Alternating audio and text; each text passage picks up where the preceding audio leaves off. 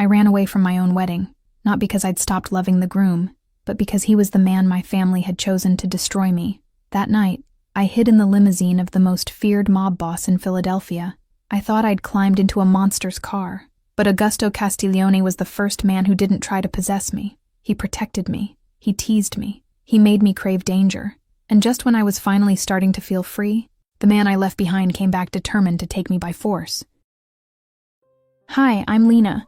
A special shout out to those of you watching Book 1 for free here on the My Stories platform, completely ad-free and uninterrupted. Chapter 1, The Night the Rain Chose for Me.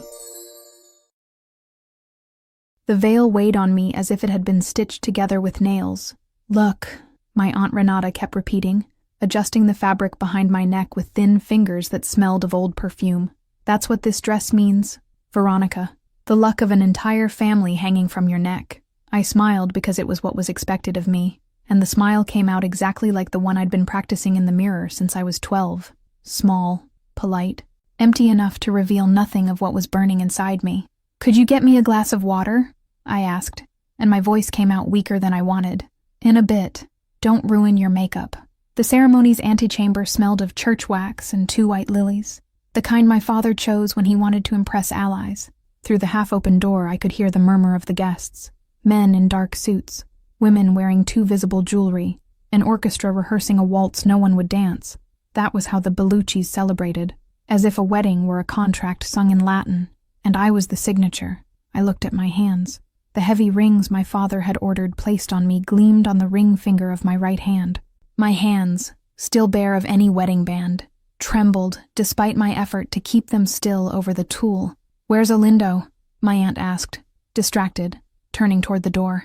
The answer came from inside, in a heavy step I'd already learned to recognize by the sound of his shoes on the marble. "Right here, dear aunt."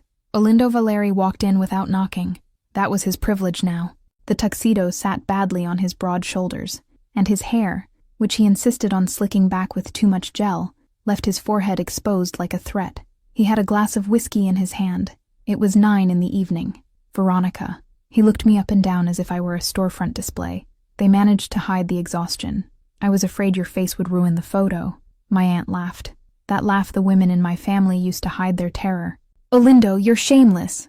"I'm an honest man." He came closer. The smell of whiskey, tobacco, and a too expensive cologne hit my nose before he spoke. "Smile more, woman.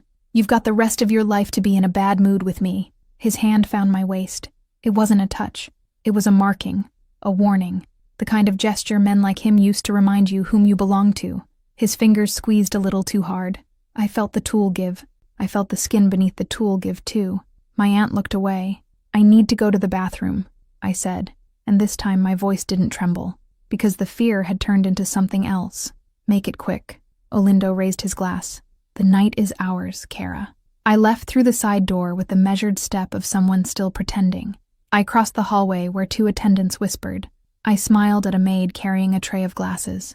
I remembered her name, Cecilia, and asked if her mother was doing better. She nearly dropped the glasses from surprise.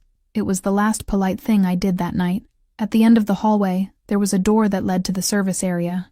I knew this because ever since I was a child, I'd hidden in that part of the house whenever my father shouted at someone in his office. I pushed. It gave. I crossed the cement courtyard without looking back. Went through the back gate with the dress brushing the dirty ground, and when the cold Philadelphia air hit my face, I understood that I'd decided before I even knew it. The rain had already begun. I started running down the uneven cobblestone street, my heel sinking between the wet joints. The dress grew heavier and heavier, and I held the hem with both hands to keep moving forward. I passed one corner, then another. A siren wailed in the distance. A window opened above me and shut again. No one looked at the woman running in a veil through the rain, because in Philadelphia, no one looks at anything after 9. On a street behind my father's house, my heel finally gave out. I tripped, scraped my knee on the asphalt, got up without breathing. I took off the shoe, threw away the other. I kept going barefoot. The stones cut into me. It didn't matter.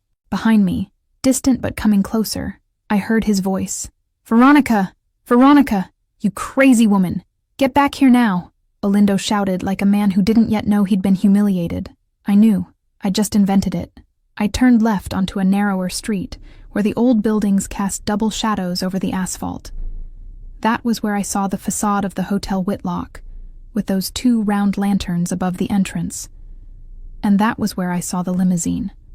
Black, long, parked at the edge of the sidewalk with its engine off. Rain ran down the hood, but even in the darkness I recognized the crest, 2 crossed swords beneath a small crown, engraved in matte metal on the front door.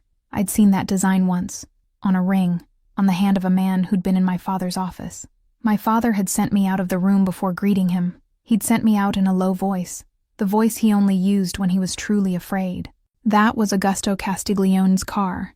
In the side mirror, I also saw the driver's face, the same one I'd recognized from an old visit to my father's house, his chin resting on his hand, as if waiting were part of the salary. The same man who'd once waited on my home's porch while Castiglione argued with my father behind closed doors. I remembered him because, during that visit, he'd asked a maid for water and thanked her by name, a rare gesture in our world. In that world, it was the strangest thing I'd ever seen. The decision wasn't a thought. It was an animal's calculation. If I ran 1 more block, Olindo would catch me. If I went into a store, someone from the family would be there within half an hour. But if I hid exactly where no one would expect, inside the car of the one man my father secretly feared, then maybe, just maybe, I'd have 1 more hour of life. I crossed the street barefoot, soaked, and pulled the handle of the back door. It gave. I got in, shut it without a sound, and threw myself onto the floor between the leather seats. The dress stuck to the dark carpet. I tucked my legs under my body, wrapped my arms around my knees, held the air in my lungs. The smell inside the car was of new leather, of cedar, of a woody perfume that didn't yet have a name in my vocabulary. Outside, Olindo's voice ran past. It passed. It vanished around the corner. I closed my eyes. I counted to 10, to 20, to 100. I tried to think of a plan for afterward, but afterward was a hole. I had no money, no ID, no shoes. I had a wedding dress glued to my skin and a certainty that going home was worse than anything that could happen here. That was when the hotel door opened. I heard the footsteps first, heavy, unhurried. A single pair. Whoever walked like that knew the world would wait. Whoever walked like that didn't even run from the rain. Tobiah, the driver, rolled down the front window. "Good evening, sir. Let's go." It was the first time I heard Augusto Castiglione's voice, and it didn't match what I'd imagined. It wasn't loud. It wasn't theatrical. It was low, calm, slightly hoarse, the kind that makes the person beside you stop talking without understanding why. The back door opened. I didn't breathe. He got in and shut the door behind him with a dry click. He sat. From that absurd angle, on the floor between the seats, I could see polished black shoes, the impeccable hem of dark trousers, and nothing more. The car began to move. The rain beat against the glass. For 3 seconds I truly believed I'd made it. Then he spoke again. "Tobiah, pull over as soon as we're off the avenue." "Yes, sir." There was a pause. No, it wasn't a pause. It was a silence with weight, the kind that settles in your chest before the person realizes they're being watched. I felt his eyes drop to where I was, not with alarm, no alarm at all, with the patience of someone who'd already known for minutes. "Get up." That was all he said. I rose slowly, both hands holding up the soaked dress so it wouldn't tear in the movement. I sat on the leather seat across from him, still barefoot, the scraped knee oozing blood diluted by rainwater, the veil hanging any old way over a single shoulder. My makeup had collapsed. My lipstick was running. I looked at him without being able to hide it, because I no longer had the strength to hide anything. Augusto Castiglione was exactly what they said, and nothing of what I had imagined. A little under 40, dark suit without a tie, 3 buttons of his shirt open at the chest, dark hair, still damp from the drizzle he'd caught between the hotel and the car, his mouth set in a straight line. His eyes, dark, attentive, in no hurry at all, landed on my face and stayed there, observing, like someone who recognizes a rare animal at the edge of a road and decides, without yet moving a muscle, what he's going to do with it. I should have said something. Apologized. Made up a false name. Lied. I couldn't move my tongue. He looked at me for a moment too long to be polite, and too short to be cruel. His eyes ran over the dress, the knee, the crooked veil, returned to my face. He recognized it. He recognized it. I saw him recognize it. He knew exactly whose daughter I was, exactly where I'd come from, exactly what night this was in the city. I didn't need to say it. "Bellucci," he said. low, as if the word had a taste. I swallowed hard. He didn't raise his voice. He didn't ask questions. He didn't call anyone. He simply leaned forward a little, rested his elbows on his knees, joined his hands in front of his mouth as if he were thinking, and looked at me in a way that emptied the car, the driver, the rain, the city. "You got in here," he asked, in a tone that sounded more like an observation than a question, "because you wanted help, or because you wanted to die?" And it was there, with my knee bleeding and the dress weighing twice as much as my body, that I understood I still didn't know the answer. Chapter 2. The Man My Father Feared. I opened my mouth and nothing came out. Augusto didn't move. He stayed with his hands joined in front of his mouth, his elbows on his knees, waiting as if he had all night. Maybe he did. Outside, the rain beat against the glass in a rhythm that didn't keep pace with my heart, faster than the rains, more irregular, more out of control. I began, and the word came out tangled in a knot that had no name. I cleared my throat, and I didn't want to die. Then, I don't know. He kept looking at me. It wasn't the kind of silence that demanded filling. It was the kind that weighed, that had its own volume and temperature, that occupied the space between the two of us like a third passenger. "I wanted out," I said, and this time my voice came out firmer than I expected. "I wanted out of my life for one night, and yours was the only car parked there." For a second I thought he was going to laugh. He didn't. His eyes only narrowed a millimeter, as if I'd hit on an answer he hadn't expected me to hit. "Tobiah, sir. Keep driving." "Where to?" "Out of the city." "Yes, sir." The limousine resumed gliding down the avenue. It was still raining. Through the fogged window I saw one of the corners I recognized from childhood pass by, a bench where my father used to leave me waiting with a nanny while he handled quick business. That night, the bench was empty and wet, the black granite seat reflecting the orange light of the lamppost above it. Augusto didn't take his eyes off me for a long stretch of the way. It wasn't an invasive look. It was the look of someone cataloging.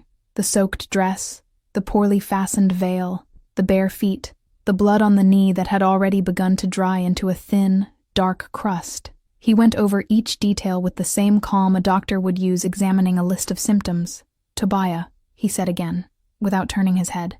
"A mint." The driver let out a sound that could have been a sigh or a stifled laugh.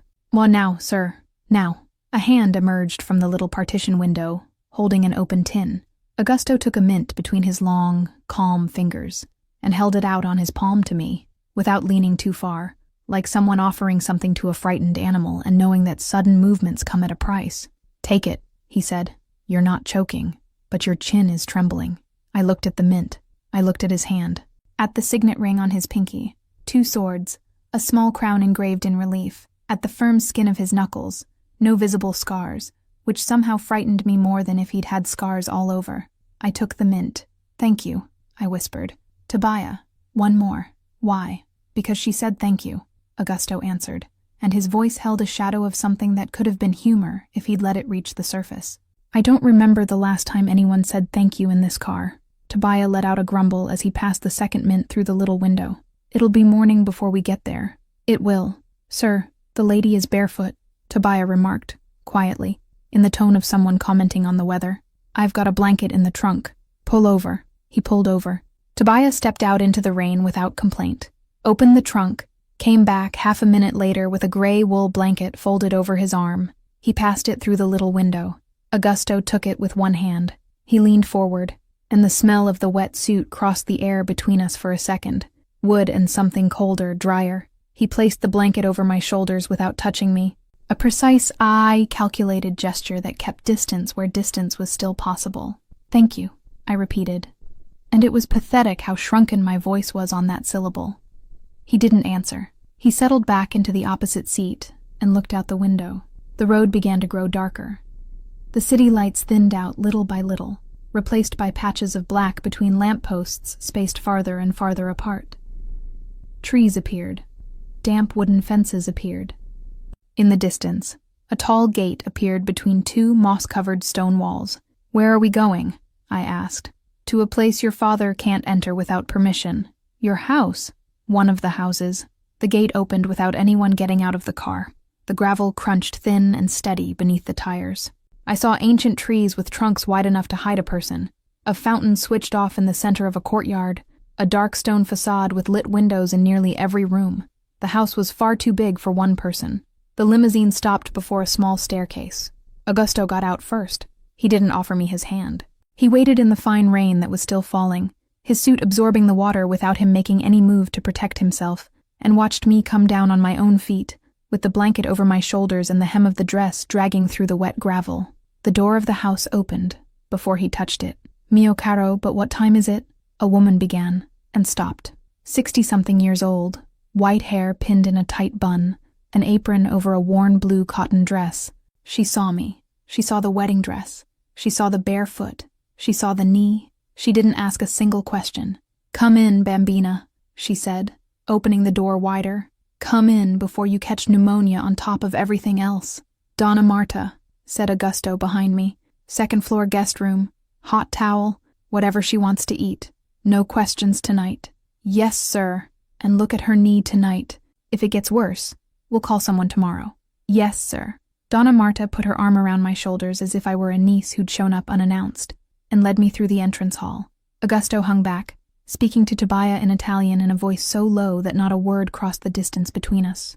In the hall there was an enormous mirror with a gilded frame, taller than me. I looked into it by mistake. The woman standing there wasn't me. My dark hair, which had taken 3 hours to style that afternoon, was running in heavy, plastered strands down both sides of my face. The makeup had turned into dark smears on my cheeks and beneath my eyes, the mascara drawing irregular furrows that ran all the way to my chin. The red lipstick had smudged sideways, as if someone had rubbed it with a thumb to wipe it off and given up. The veil was crooked over one shoulder. The dress, once ivory white, had a gray hem of water and mud, and my eyes, my own eyes, gave me back a look I didn't recognize from any mirror of my previous life. It wasn't the Veronica from the mirror in my mother's room. "Come, Cara." Donna Marta gently pulled me by the arm. "You can look at that mirror later. Right now you're going to look at a bed." We went up. The room was simple for a house that size.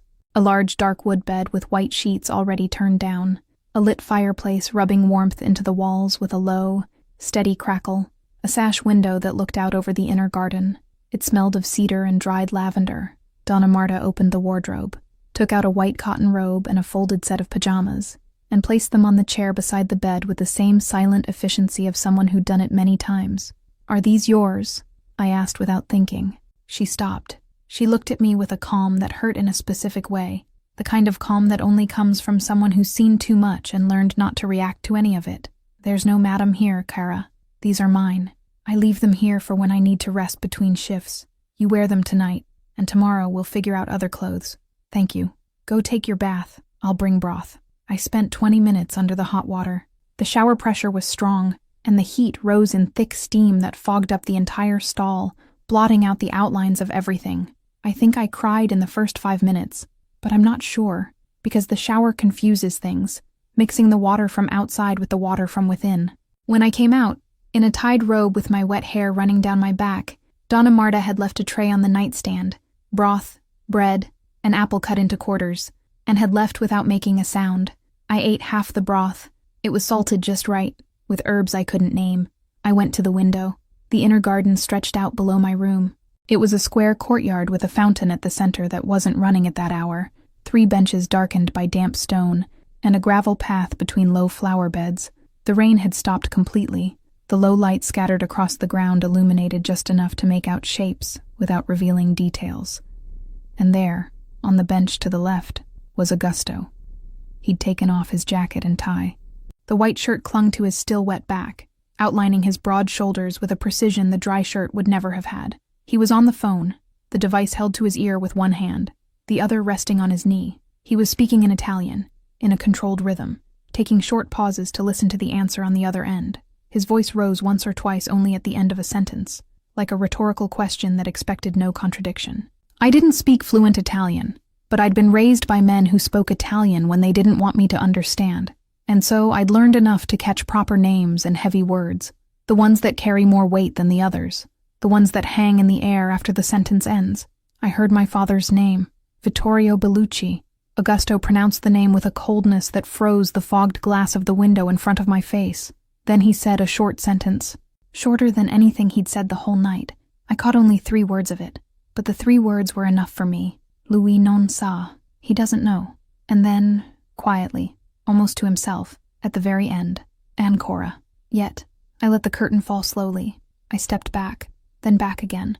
I leaned my back against the wall beside the window and closed my eyes, my heart pounding so loud in my chest that it hurt in my throat. I'd just understood, with the lag of the girl I'd been taught to be, that the man down there wasn't protecting me. Not exactly. Not the way a child imagines being protected, with open arms and no cost at all. He was preparing. I'd walked in, soaked and barefoot and desperate, into the middle of an old war that my father had always feared in silence, and never named aloud in front of me. And the man on the other side of that war had just received, without even looking for it, the one thing still missing from the negotiating table: me. Chapter 3. Coffee with the Enemy. The first thing I learned in that house was the smell of Donna Marta's coffee. I woke before the sun, my body still aching from the night before, the scraped knee hidden beneath a pair of dark sweatpants that appeared folded on the chair in my room, without being asked for, and without a note. I went down the stairs barefoot, gripping the railing as if the hallway could swallow me. The kitchen was lit in low light, warm in a way my own home never was, and the white-haired woman with the hair pinned in a tight bun turned at the sound of me, without any surprise, as if she already knew the exact time I'd appear. "Sit," she said, pointing to the stool at the island. "You still haven't really eaten since you got here." I sat, the smell of toasted bread mixed with melting butter, and for a second I forgot everything outside that wall. Donna Marta placed a large mug in front of me, set a pitcher of hot milk beside it, and pushed the jam jar toward me with her fingertips. The movement had a quiet precision, like someone who cares without asking permission. "Thank you, Donna Marta," I said, quietly, and she stopped. She just stopped, the wooden spoon still in her hand, looking at me as if I'd just said something in a strange language. "You remember my name," she said, her voice firmer than it needed to be. "You told me yesterday, when you handed me the towel." "Yes, but no one usually remembers." I didn't know how to answer that. I lifted the mug to my lips, and that was when I sensed, before seeing, that there was another presence in the kitchen.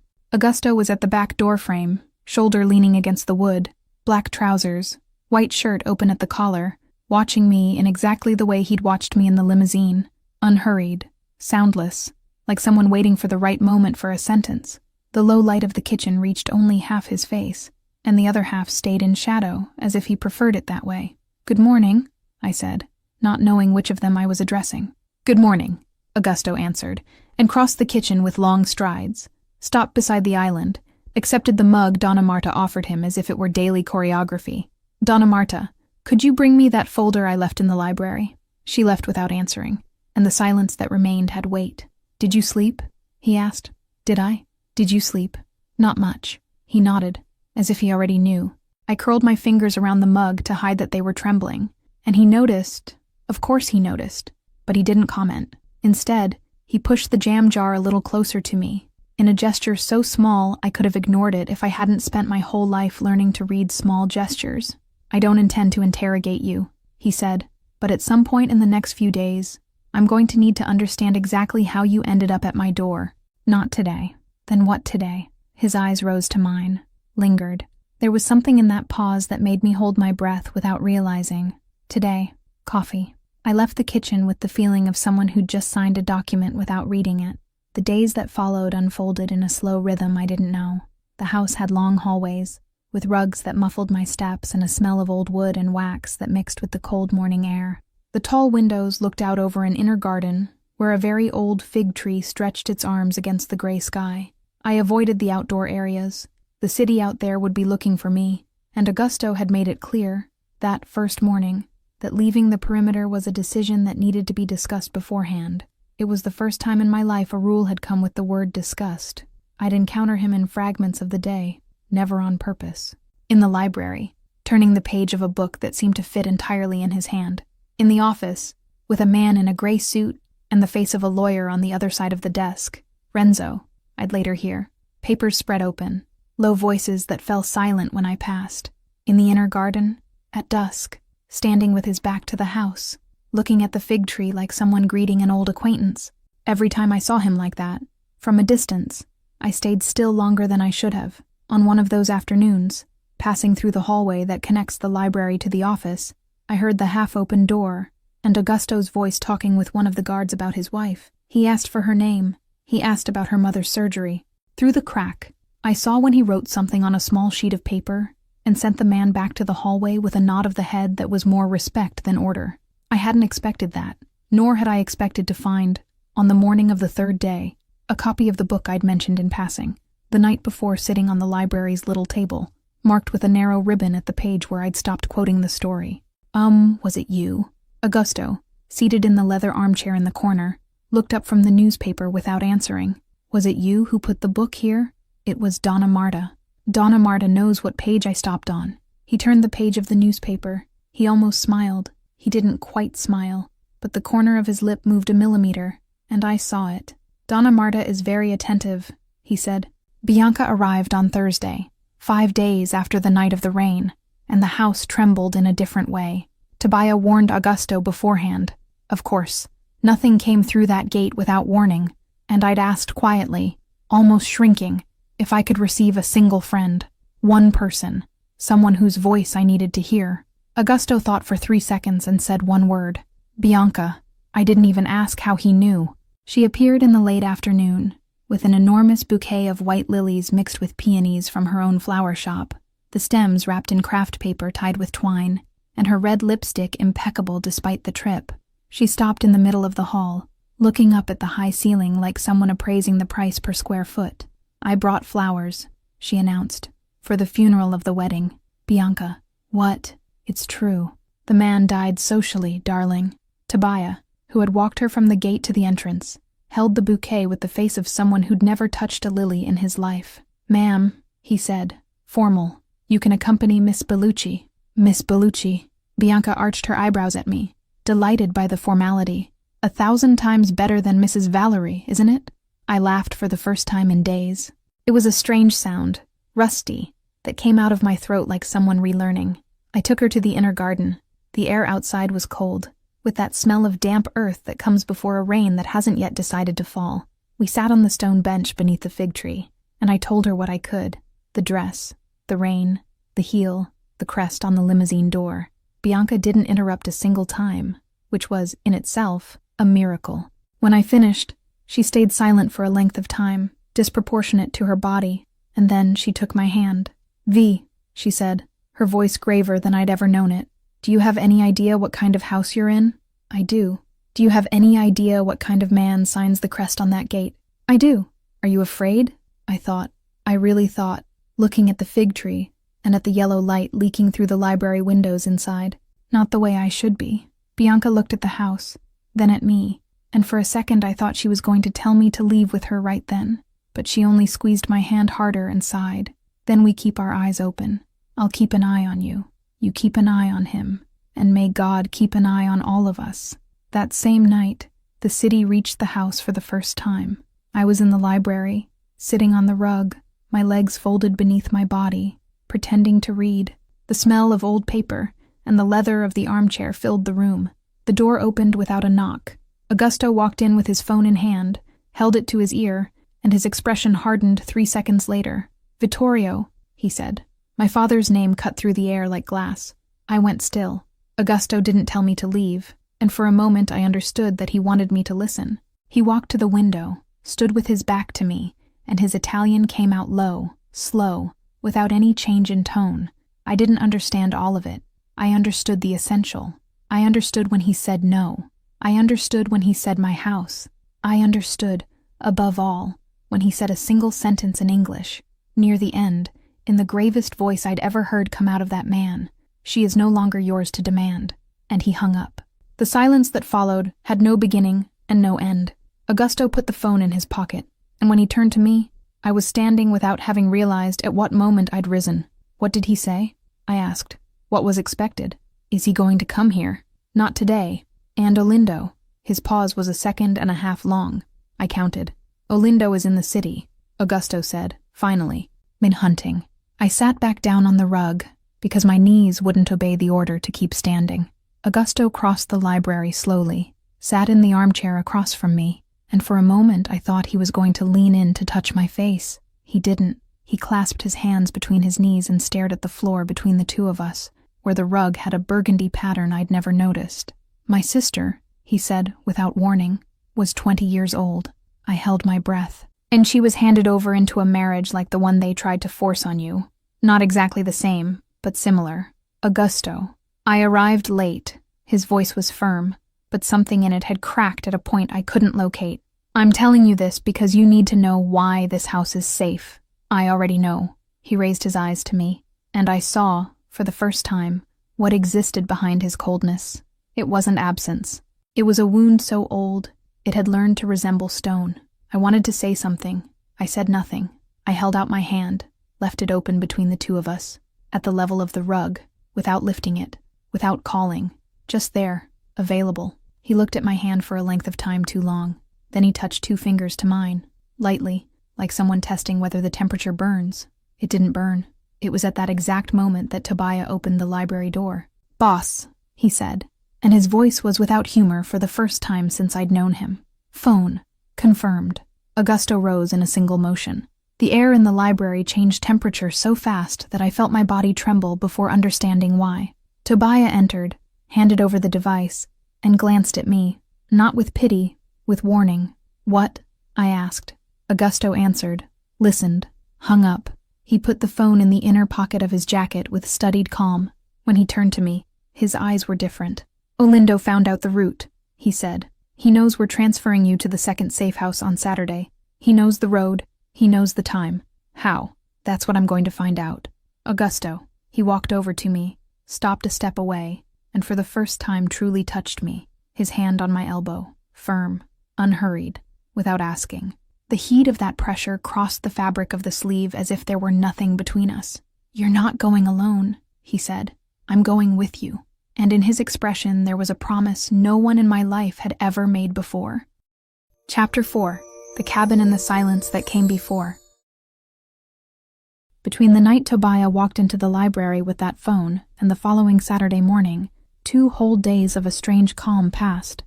Augusto locked in the office with Renzo, Tobiah coming and going every few hours, maps spread across the desk that I saw through a crack in the door. No one explained anything aloud, but everyone knew what was being prepared. I woke on Saturday to the smell of rain coming through the gap in the window. It hadn't rained during the night, but Philadelphia's heavy air carried the promise, and I'd already learned, in a week in that house, that the gray skies made good on their threats without warning. Donna Marta appeared at the bedroom door with a black outfit folded over her arm, trousers, a long-sleeved blouse, a discreet leather jacket, clothes meant for running, if necessary. She laid them on the wooden chair without saying anything beyond what was needed, and I understood that the morning would be one of those when silence had weight. "You told me not to wear perfume today," she remarked, with her usual calm. Was that Augusto's request? It was. I dressed in silence. I went down the stairs and found Augusto in the hall, beside Tobiah. He was dressed all in dark, too, his shirt buttoned to the last button, and there was a serenity on his face that unsettled me more than any show of tension would have. There was something deliberate in that calm, as if he built it from the inside out every morning, and today had raised the walls earlier than usual. He looked me up and down, checked the jacket, nodded once to himself. "You'll be in the back seat," he said. "Ma with me. And Tobiah?" "I'll drive," Tobiah answered, adjusting his perpetually rumpled jacket. "And fie, with your permission, ma'am. Promise not to shoot anyone before me. I don't have a gun, Tobiah. Yet," he murmured, and offered a mint in the most natural movement in the world. I took it. The armored car was different from the limousine, smaller, more discreet, with windows so dark that the world outside seemed recorded in an old black-and-white film, the entire city reduced to shadows and outlines. Augusto sat beside me, and his thigh touched mine without ceremony, without apology, with a naturalness I still didn't know how to read. His warmth crossed the fabric. I didn't pull away. We went out through the gate in a careful silence. The back road unwound between bare trees, leafless branches drawing bars against the lead-colored sky. Tobiah commented on the non-existent traffic, as if there were a whole city of reckless drivers right there inside the car with us, a way of filling the silence without admitting that the silence was too heavy to be left alone. Augusto didn't respond. His fingers rested on his thigh, without visible tension, but I saw it. I saw that his right hand was too close to his jacket, and that the jacket hung heavy on one side. "How long?" I asked. 40 minutes, Tobiah said. "God willing and the asphalt cooperating." God wasn't willing. The The first thing I heard was the sound of glass shattering in the empty passenger seat, a dry crack that my brain took a full second to identify. And before I processed the word gunshot, Augusto had already pushed me down, one hand firm on the back of my neck, bending my body to the floor of the car. "Don't get up," he said. "Augusto. Don't get up, Veronica." Tobias shouted something I couldn't decipher, and the car swerved left with such violence that my head hit Augusto's knee. I heard gunshots. 2, 3, more. I couldn't count. I heard Tobias curse in Italian. I heard Augusto's breathing near my ear, steady, unaltered, and that was the most terrifying thing of all, that a man could breathe like that while the world fell apart outside. The car stopped suddenly. Tobias opened the driver's door. "Get out on her side, boss. Now, I'll cover you." "How many?" "5 that I saw. There must be more." Augusto opened the door on my side, gripped my wrist with a force that didn't hurt but didn't negotiate, and pulled me out. We ran. I'd never run like that. My legs obeyed, but my whole body screamed that it wasn't possible, that I should be lying in the church pew with Olindo looking at me like property. And instead I was running through the woods behind a man who held my hand as if it were the only thing that mattered in the entire state of Pennsylvania. The branches scratched my hands. The uneven ground beneath my feet didn't forgive stumbles, and Augusto pulled me up before I could fall, anticipating every time, as if he'd run through these woods before, and knew where the ground lied. Tobias fired 3 times behind us. At some point, he stopped firing. At some point, he stopped being heard. Augusto didn't look back. We ran for an eternity that was probably 15 minutes. The branches tugged at the jacket with every step, and Augusto freed it with dry yanks without slowing down. When he finally stopped, it was in front of a low structure of dark wood, half swallowed by the vegetation, with the door crooked on its hinge, and the roof sunken in one corner, like something that had carried too much weight for years. "Here," he said. We went in. The cabin smelled of old wood and something older I couldn't name. Damp earth, maybe, or the silent accumulation of many winters spent with no one inside to light a fire. Augusto shut the door behind us and pushed an old bench against it, holding the latch with the weight of the furniture. Then he walked to the only window, looked through the narrow gap for a few seconds, came back. The only piece of furniture left was another bench of darkened wood leaning against the back wall, and a shelf with forgotten objects covered in dust. The light coming in was gray and weak, enough only to outline shapes. He took off his jacket, still in silence, and that was the moment I saw the blood. "Augusto, it's not mine. It's on your arm." He looked down, at the long cut crossing his right forearm, and frowned like someone discovering a coffee stain on an expensive shirt. "That one's mine," he conceded. "But it's shallow. Sit. Veronica, sit." He looked at me for one long second, with those eyes that seemed to assess everything at once. The cabin, the situation, the probability I'd give in.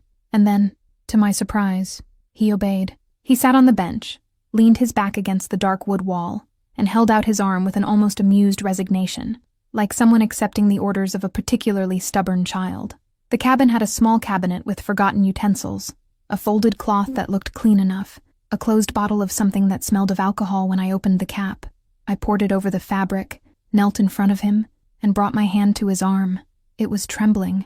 My hand was trembling. Not his. "Sorry," I whispered. "For what?" "For trembling." He tilted his head, and the low light coming through the gaps in the window struck half his face in a way I hadn't expected. It drew his jaw with precision, marked the shadow of his lashes, made his eyes darker than they already were. He didn't look like a monster in the gray light of an abandoned cabin. He looked like just a man who'd carried heavy things for too long. "Now, are you still trembling from fear?" he asked. "I don't know." I cleaned the cut with slow movements. He didn't move. When I passed the cloth over the deepest part, his breathing changed.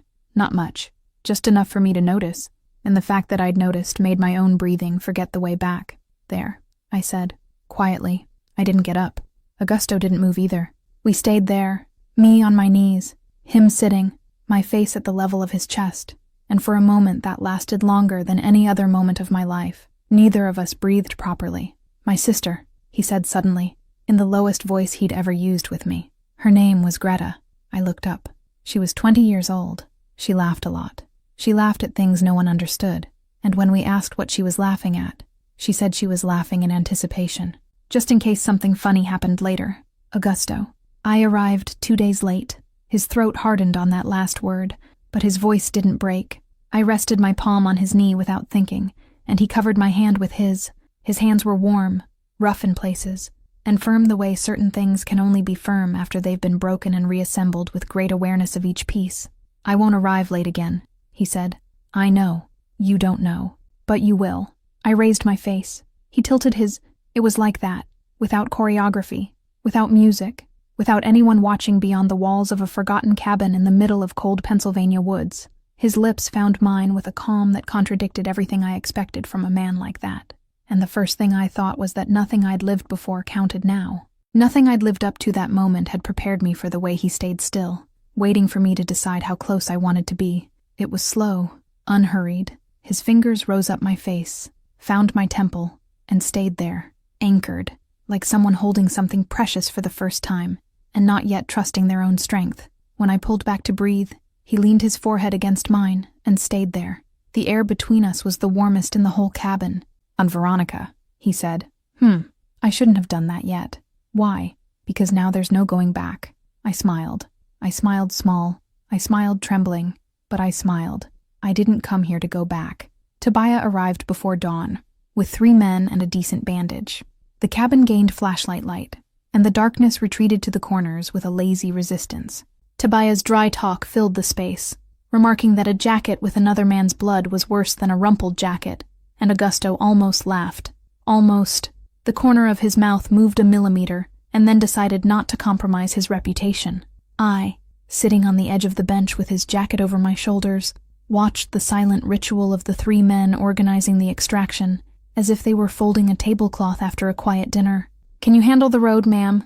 Tobiah asked. "I can. There's another car 3 kilometers from here. On foot. Boss, let's go." Before leaving the cabin, Augusto took an old leather folder from atop a shelf I hadn't noticed among the shadows. He shook off the dust, which fell in a slow cloud through the beam of the flashlight, opened it quickly, checked the contents, closed it again. He tucked it under his arm with the same naturalness with which he'd have tucked away a newspaper. "What's that?" I asked. "I've used this cabin as a blind spot for years. Renzo sent recent material here last month, when we started gathering things on Valerie. I came to see it with my own eyes. Important." He didn't answer right away. We walked through the woods in single file, the men ahead with low flashlights, Tobiah behind, Augusto beside me. The woods at night were different from the woods we'd crossed running, quieter, with sounds that arrived from far away, and arrived soft, without threat. Augusto's breathing beside me was regular. I paid attention to it without meaning to. When we reached the second car, he finally opened the folder on the seat, separated 3 sheets from the top, and held one out to me with the calm of someone handing over a sentence already signed. I took the sheet. I focused on the typewritten letters. It was a list, columns of names, amounts, dates, with margins annotated by hand in a small and slanted script, a record of debts, with a familiar signature at the bottom. The signature was Olindo's. I recognized the name in the middle of the list before recognizing anything else. It was a name I'd been paying in silence for 4 years. It was one of 3 women I supported, hidden from my family. One of the 3 who depended on money I took from my own allowance, so she wouldn't go back to living with the man who'd tried to kill her twice.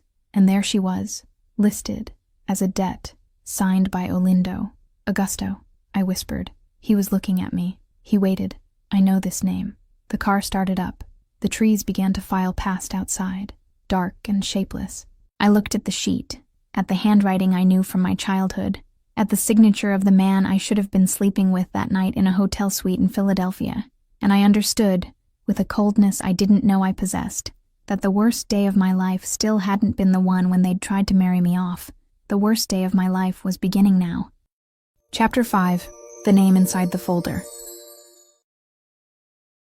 The folder stayed on my lap throughout the trip to the second safe house. Augusto's fingers rested beside my knee, without touching, and even so I felt the weight of his hand as if it were on my skin, a warmth that had no concrete origin but was impossible to ignore. Tobiah drove in silence, his shoulder a little stiff from the effort of the night before, and the Philadelphia sky opened slowly into a gray of forgotten rain. The street still held the dampness of the night, and the car cut through that dim light with the low growl of the engine, uniform and almost soothing if I could let myself be fooled by it.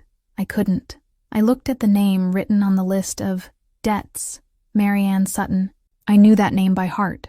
I kept it in a blue-covered notebook that I kept locked in the desk of my old room, along with the receipts for the transfers made in parts, under different names, so that no one could trace them. It was her, one of the 3 I supported in silence.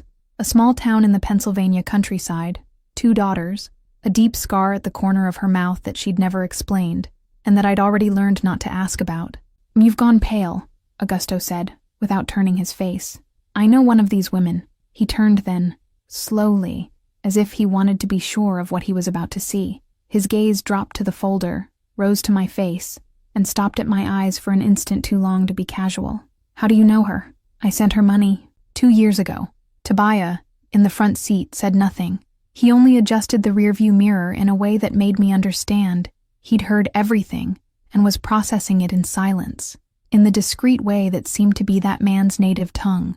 Augusto leaned his head back against the seat and closed his eyes for 2 seconds.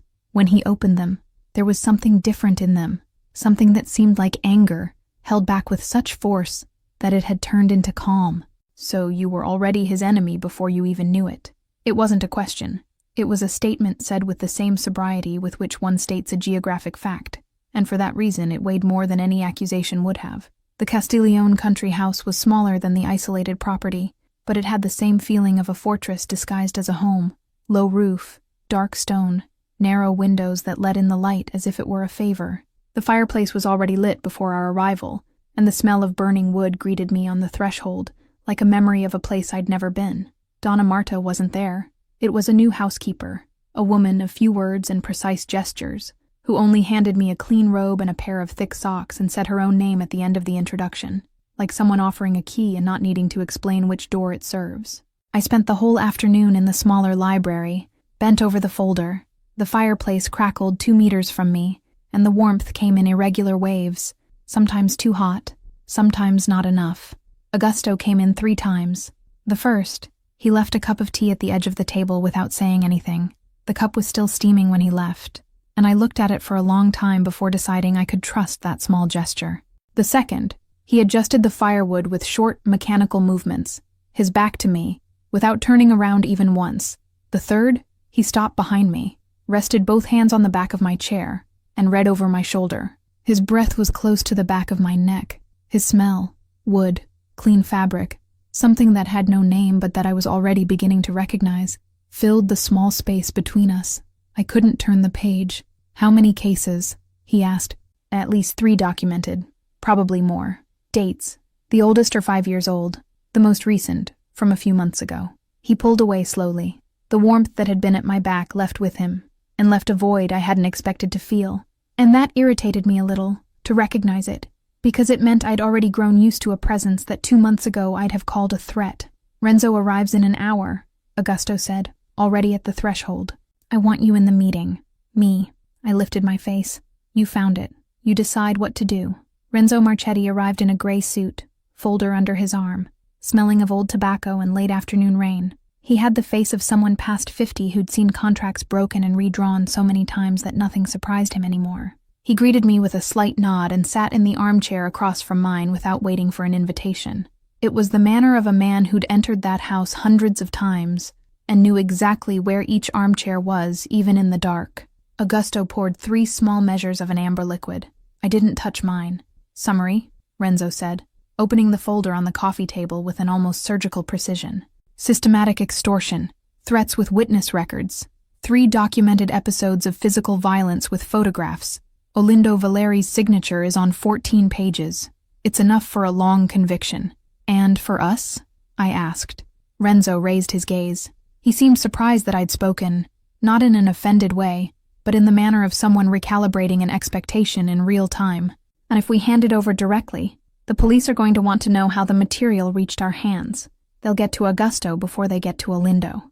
"Anonymous delivery," Augusto said. "Envelope without fingerprints, source impossible to trace. Copy to the press the same day." Renzo tapped lightly on the dossier, slowly, like someone confirming an equation. "It works, but it needs clean hands to prepare it." "I'll prepare it," I said. The 2 men looked at me at the same time. Renzo arched an eyebrow, discreet. Augusto didn't move. He just looked at me with that attention that seemed to weigh something in silence, unhurried and without visible judgment. "Are you sure?" It was the name of one of my women that appeared in this folder. I'm the one who delivers it. Augusto held my gaze for a length of time that seemed measured with a ruler. Then he did something I didn't expect. He leaned forward slightly, rested his elbows on his knees, and said, in a low voice, without ceremony, "All right." It was 2 syllables, but I understood their weight. It was the first clear sign that he was ceding control, and that he did so knowing very well what he was ceding. Renzo noticed too. I saw it from the small movement of his mouth, almost a smile, that he swallowed before turning the next page. That night, Tobiah leaned against the doorframe with the phone in his hand, and that false serenity on his face that I was beginning to recognize as a code for emergency. "Boss." Augusto rose from the armchair with no apparent hurry, the glass still in his hand. "Olindo found out," Tobiah said. "He knows the lady is here. Cars leaving Philadelphia now. 3 at least. Estimated arrival before dawn." I gripped the edge of the table. The wood was cold beneath my fingers. Augusto's expression didn't change. He just set the glass down with a dry click on the wood and asked, in the same voice with which he'd have asked the time, "How many of our men available?" 8, plus me. "Enough. Position them by the gravel pit. Cover the entrance to the woods. I want him alive." Tobiah tilted his head and left. Augusto turned to me. The firelight crossed half his face and left the other in shadow, and for an instant he looked exactly like what everyone said he was. Relentless, built for situations where any normal person would crumble. "Go to your room," he said. "No, Veronica. I'm not going to stay behind a door while you decide the rest of my life in the backyard." He walked toward me, slowly, the way he always did, as if each step were a complete sentence, and he wanted me to have time to read each one. He stopped in front of me, too close, close enough for me to feel the warmth radiating from him through the dark fabric of his shirt. His hand found my face with that same calm I'd already felt in the cabin, warm palm, thumb at my temples, fingers descending slowly to my chin, as if he were verifying that I was real. "You're not going to stay behind a door," he said. "You're going to stay alive. There's a difference. Promise you'll come back." He didn't answer right away. His eyes ran over my whole face, side to side, top to bottom, like someone memorizing a map, before setting out into a territory with no return. "I don't promise anything," he said, finally, "but I'll come back." He leaned in. It wasn't a goodbye kiss. It was a kiss that fit between 2 wars, short, deep, without choreography, with his mouth resting afterward against my forehead, like someone signing beneath a sentence written centuries ago that only now had someone found the courage to read aloud. The phone rang in the living room before I could respond to what that had done inside my chest. It was an unknown number. Augusto made a gesture and I answered. "V?" Bianca's voice came from the other end, low, without her usual humor, with that particular texture she only had when she was awake in the middle of the night, worried about something she couldn't name. "Are you there?" "I'm here. I don't know what's going on, but I dreamed about you. I dreamed you were crying inside a marble kitchen. I just woke up and called." I swallowed hard. I didn't answer immediately. This house's kitchen had light-colored stone counters. It wasn't marble, but it was close enough to stop me.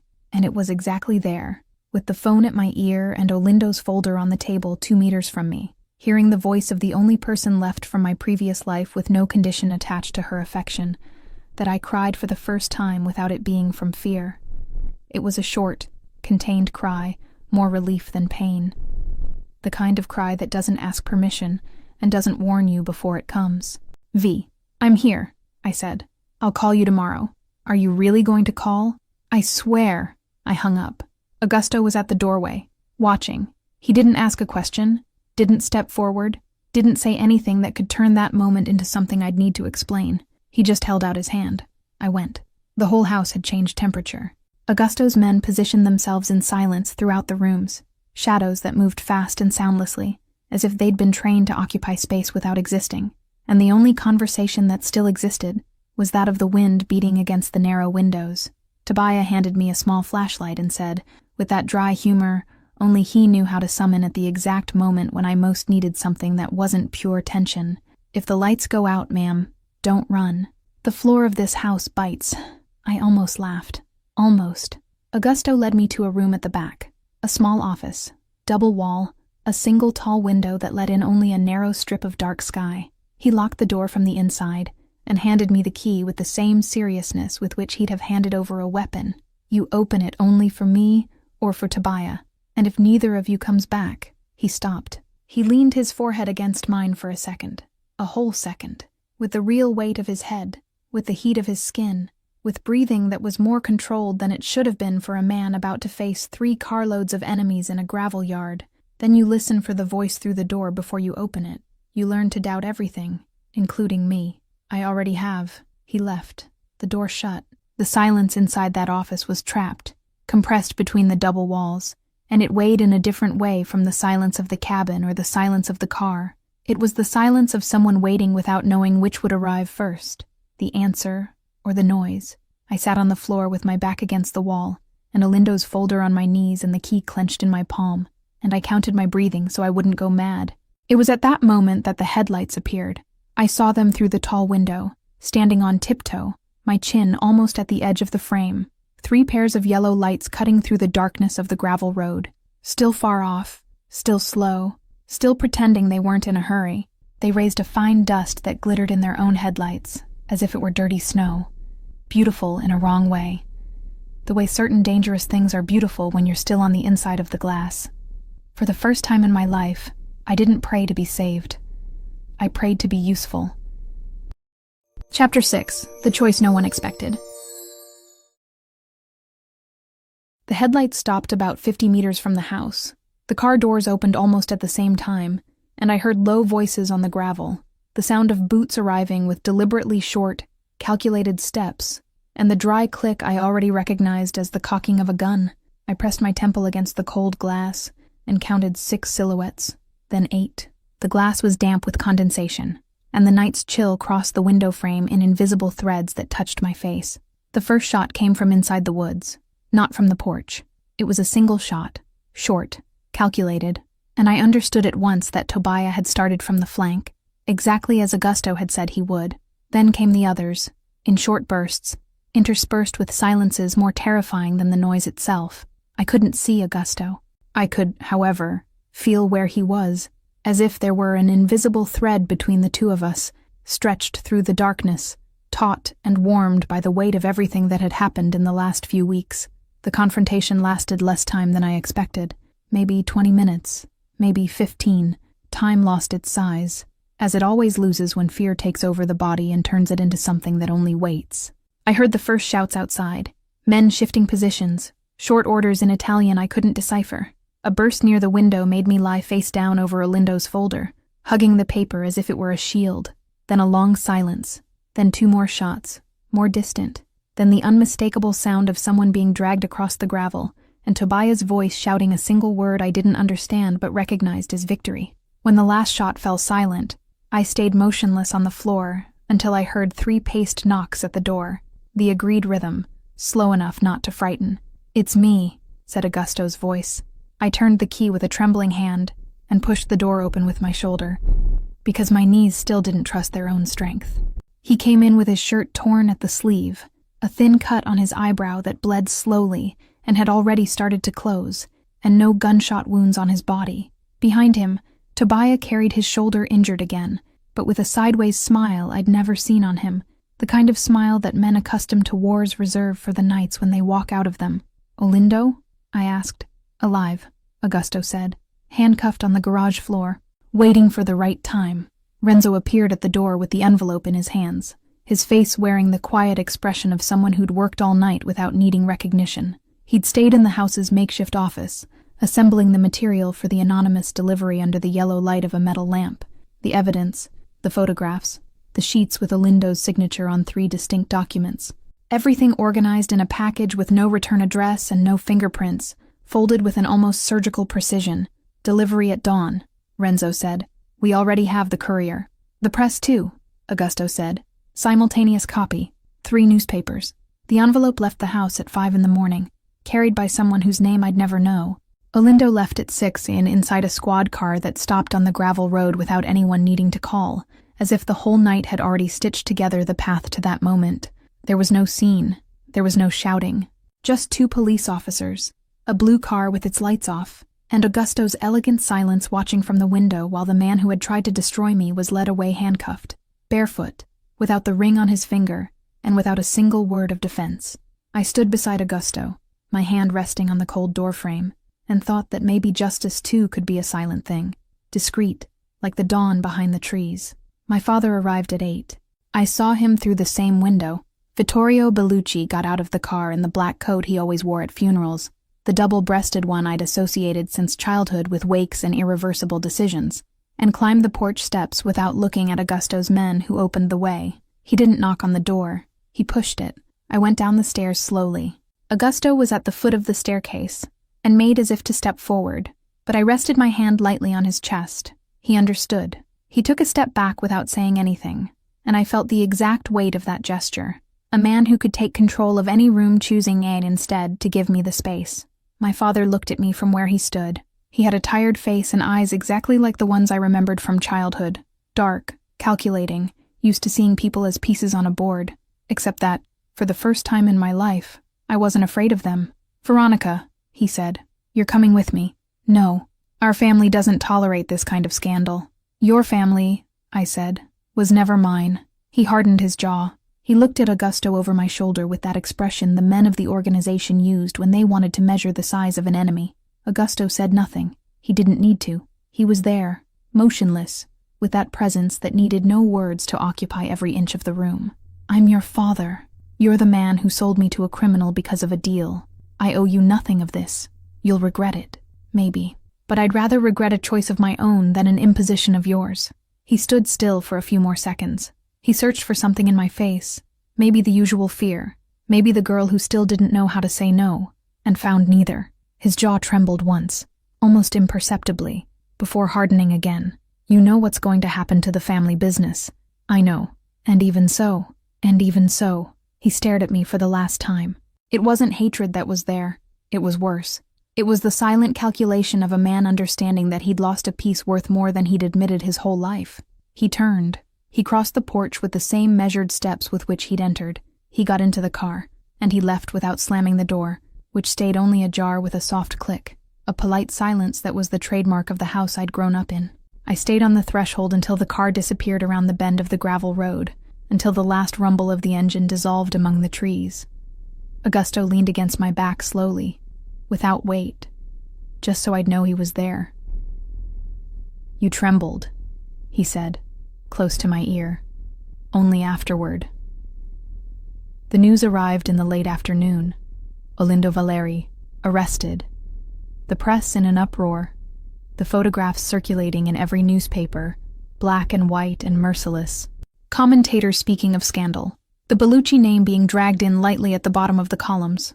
Only lightly, because Renzo had done his job with his usual precision, cutting out what needed to appear and protecting what needed to stay in the shadows. Bianca called. She laughed at me for 10 minutes. She cried for 2. She insisted on ordering food, because today, according to her, was officially the day for me not to cook or think about any man. The house emptied at nightfall with an almost ceremonial slowness. Renzo left with the empty folder under his arm. Tobias changed the bandage on his shoulder with the indifference of someone who'd lost count of the times he'd done it, and stayed in the guardhouse with an old book and a mint in his mouth. The new housekeeper turned off the kitchen lights, set 2 plates on the table, and left through the back hallway without making a sound. The 2 of us remained. Augusto was in the office when I came in. The metal lamp was still lit on the desk, casting a circle of yellow light over the dark top. There was nothing left to decide, no envelope to prepare, nor an attack position to review. The whole house breathed slowly for the first time since I'd set foot in it. He looked at me from the armchair. "And now?" "Now I don't know," I said, standing at the door with my hand on the frame. "But I know where I want to sleep." He rose. He came to me slowly, with that quiet gait that didn't announce arrival, only arrived. He passed his hand over my waist unhurriedly, and the other rose to my face with that calm that was his trademark, warm palm against my cheek, thumb near the corner of my lips, eyes descending from my eyes to my mouth, and returning with a slowness that was, in itself, a declaration. We walked together down the dark wood hallway. Me in front, him behind, his hand brushing lightly against my wrist like someone guiding without holding, like someone respecting another's pace without giving up the direction. At the threshold of the bedroom, he stopped. He leaned his forehead against mine, and I felt his warmth radiating against my skin, the smell of burning wood and cold night that was on him at that hour. "Last chance to change your mind," he said, low. "I already changed my mind once in my life." It was when I got into your limousine. I won't change it again." He kissed me, slowly, without choreography, with the kind of hunger that fits entirely within respect and the accumulated waiting of weeks. The door shut behind us. The morning light came into the kitchen in a way I'd never seen before, maybe because I'd never seen the kitchen at that hour, with the sun still low and oblique, striking the exposed brick wall and leaving golden stripes that crossed the stone floor. Maybe because I'd never had time to notice anything, too busy surviving to observe the world around me with this new calm I was still learning to recognize as my own. I was wearing his robe, too big for me, gray, smelling of cedar and old soap. The sleeves folded over twice so they wouldn't cover my hands. The new housekeeper had set out the coffee and 2 plates on the table before going out to the yard, and the silence of the kitchen was the kind that asks nothing, that simply exists there around you like an environment that finally coincides with the person you're trying to be. Augusto leaned against the doorframe. I felt him before turning. His presence had a specific weight in the air, a discreet gravity I already knew well enough to recognize with my back to him. He was in black trousers, white shirt open at the first buttons, barefoot on the cold floor. His eyes had something I didn't know, a half smile. It was small, almost invisible, but it was there, at the left corner of his mouth, and it was the most beautiful thing I'd seen in a long time. "Good morning, good morning." He came up behind me with that ever-silent gait. He rested his chin on my shoulder with a familiarity that should have surprised me and didn't. His hands found mine on the handle of the mug, large and warm against my fingers, and stayed there without squeezing, just present. The phone vibrated on the counter. "Bianca." "Answer," he said, quietly, in my ear. I answered. "So," she began, without greeting, as she always did when she had too much curiosity to waste time on formality. "How was the first official night out of captivity?" I laughed. It was a clean, surprised laugh that came out before I could contain it, the kind of laugh I no longer remembered the last time I'd given. Augusto smiled against my hair. "Bianca, I'm asking as a friend concerned about your emotional, social, and physiological well-being. You're insufferable. I know. That's why you love me." I hung up laughing. Augusto stayed there, behind me, his arms now crossed lightly over the front of my body, his chin resting in the curve of my neck while the coffee cooled in the 2 untouched plates. And it was then that it happened. It was so small that I almost let it slip by. A thought crossed my mind for just half a second. It was strange that a thing could seem like this. So right, so fast, so much like something that won't last. It was the old voice of the girl who'd learned to distrust anything too good, who'd grown up understanding that peace always preceded a trap. I closed my eyes. I breathed in the cedar smell of the robe and the coffee, and the soft cold of the morning coming through the half-open window. I pushed the thought away like someone brushing dust from the air, not with violence, just with the awareness that it existed and that I no longer needed to let it occupy the whole space. I squeezed his hand over mine. He squeezed back. Outside, the sun finished rising over the trees, and the whole house, for the first time in many years, simply breathed. Lena here. That wraps up book 1, and I've already finished book 2. You can get access to it for a really small fee. I thought I was finally safe. I had a new life, a purpose that made my heart beat with pride, the foundation I built from scratch. And Augusto, the most dangerous man in Philadelphia, looked at me as if I were the only thing capable of taming his darkness. Then she appeared. Lucilla, sweet as poisoned honey, too generous, too perfect to be true. I embraced her. I opened the doors of my home. I brought her into the foundation, introduced her to my allies, trusted her with secrets that not even Augusto knew in full. I let her see the smile he reserved only for me, and she smiled back. 3 days later, Augusto disappeared. At the intersection of Broad and South, his phone was found on the asphalt, cracked screen, a thin crack that cut across the photo of us in the background like a stab. The last record, a message of mine he never answered. Blood on the sidewalk. No body. The woman I called a friend had come in through the door I opened myself. The trap that destroyed my happiness used my own hands to set itself. Now I sit here, looking at the destroyed phone on the table, the silence of the house that once echoed his voice. Is the man who swore to protect me still breathing? Or has Lucilla already torn from him what mattered most? Us? And what if her scheme is far greater than the disappearance? What if what she planned to crack the couple is something not even his love can mend? And what if, when he comes back, if he comes back, I discover that the betrayal was already inside the two of us? What do I do now, when the only person who could save me might already be lost forever? Like I said, that was just a taste of Book 2. To watch it uncensored, just click on the first link here in the pinned comment. I'll see you on the other side in a few seconds. Remember, just click on the first link down here in the comments, and Book 2 complete, no ads, no interruptions, will already be available for you. It's very simple. Book 2 is something I'm loving making. You're loving it too, so I promise there will be more. It's where you find increasingly spicy stories, a true dark romance. And precisely because this version is getting more and more heated, the video isn't well accepted publicly on YouTube. This closed environment is where I can actually share my essence and where I feel free to do my best work for you. More news coming soon. I'll be waiting for you on the other side. Congratulations! Your purchase has been confirmed, and you now have full access to Books 1 and 2 of all our stories, completely ad-free and uninterrupted. Everything is available on the My Stories platform, from Mafia romance and billionaire romance to our spicier tales. This content is ready for you now, with new episodes added daily. Access is simple. Just log in using the same email address you used for your purchase. A confirmation has also been sent to that same email. The My Stories platform is very simple and intuitive. Each image represents a story. If it has a Book 2, just click and press play. Everything is already unlocked for you. You can also rate each story, leave a like, and write a comment. Your feedback will be visible to all our other subscribers. This is our romance universe, so please feel free to interact. From this moment on, this is officially your home for romance stories. Just head over to mystoriesromance.com and press play. Welcome to the family.